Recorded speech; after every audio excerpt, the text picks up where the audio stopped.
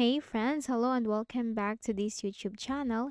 In today's another video tutorial, I'm going to share to you on how you can fix if the left click on your touchpad or your mouse is acting as a right click.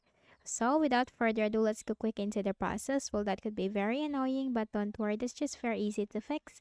Go ahead in the Windows search bar and type mouse settings. The same thing, mouse settings, click on it under the best match. Scroll down and you will find under related settings, additional mouse settings, click on that.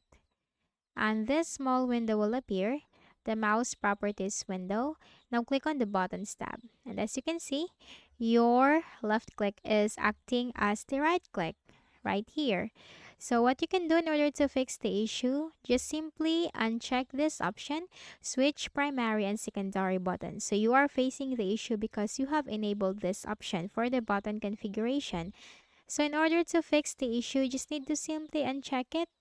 And as you can see, your function or the left click and the right click is now going back to its original function, and then you just need to click on apply and click on OK and then close this. And after that, you will see that the issue will be fixed. Okay? So I hope this video helped you. Kindly please do not forget to hit the like button and subscribe to this YouTube channel for more tutorials like this. Thank you for watching.